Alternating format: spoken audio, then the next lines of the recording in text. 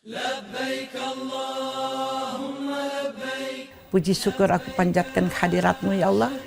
Dengan usaha dan rezeki yang Kau berikan pada hamba, mudah-mudahan dapatkan keridhaan-Mu serta keberkahan.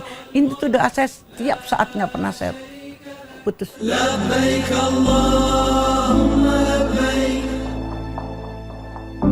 Pergi haji bukan perkara mampu, tapi tergantung niat.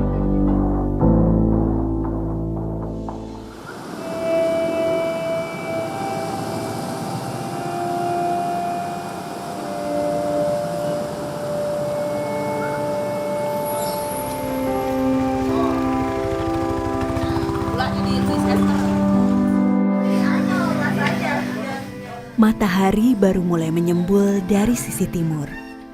Namun barisan mengular sudah tampak di depan halaman sebuah rumah. Mereka lazim melakukan ini sedari pagi demi berburu makanan asli Betawi.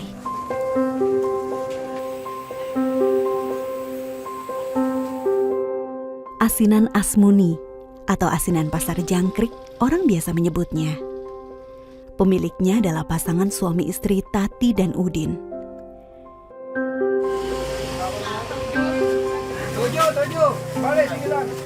Iya, baginya bukan perkara mudah. Asinan dalam gang sempit ini bertengger di jajaran asinan terenak. Butuh setidaknya 20 tahun untuk membuat asinan ini dikenal seantero Jakarta. Dan perjalanan tersebut mereka mulai di tahun 1978. 43 tahun saya berjuang sama-sama. Dari keadaan susah, benar-benar susah. Anak saya punya anak satu, umur 4 bulan. Saya buka usaha karena dulu almarhum nggak kerja kan. Saya bilang ya kita dagang asinan aja ya. Saya dimodalin sama orang tua saya, buka usaha di depan rumah. Kalau saya ke pasar dia bawa keranjang, kemana-mana saya berdua usaha. Pak, biaya matang timun berapa Pak? Berbagai cara sudah mereka coba untuk menjual asinannya kala itu. Namun semua usahanya belum berhasil. Asinannya tetap terjual tak lebih dari 10 bungkus saja perharinya. Saya nggak putus asa, dagang sepi. Saya buka ide, dagang lau mateng. Semua cara saya jalani. Saya penuh dengan tawakal ya, kita minta sama Allah.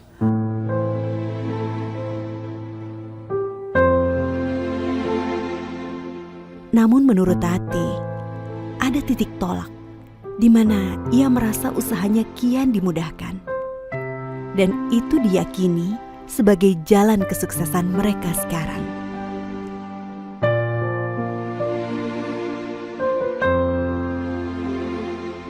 Titik balik itu terjadi manakala mereka tidak hanya berusaha berjualan dengan giat, namun mereka juga berusaha berdoa dengan penuh hikmat dan meminta kepada Allah untuk dibukakan jalan kemudahan.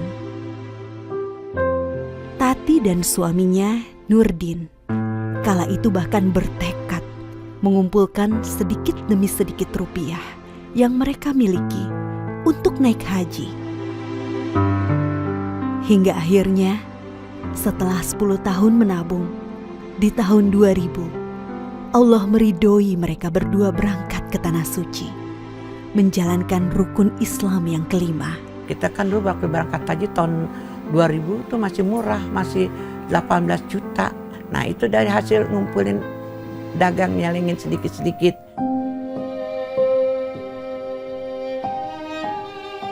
Diakui Tati, tak ada sedikit pun waktu yang terbuang sia-sia kala mereka menginjakan kaki pertama kalinya di Tanah Suci. Semua waktu habis dengan sholat dan doa. Nggak lupa selalu bilang, Alhamdulillahirabbil alamin. Puji syukur aku panjatkan kehadirat-Mu ya Allah. Dengan usaha dan rezeki yang Kau berikan pada hamba, mudah-mudahan dapatkan keridhaan-Mu serta keberkahan. Ini tuh doa saya setiap saat, nggak pernah saya putus, itu aja.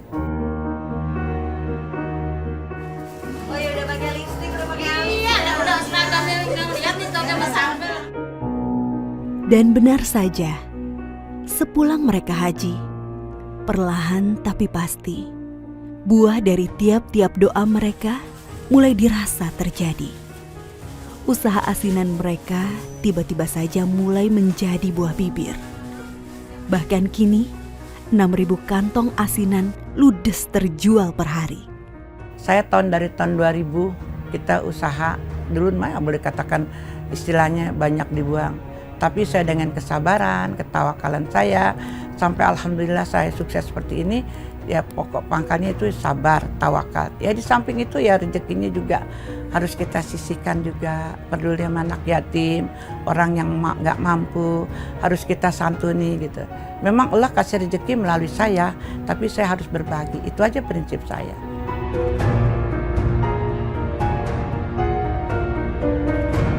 Kini, di usianya yang ke-69, Tati boleh sedikit berbangga hati melihat semua keluarga bisa berbahagia menikmati hasil dari sekelumit harapan yang terus ia panjatkan bersama mendiang suaminya, Udin, yang meninggal Juni 2019 lalu.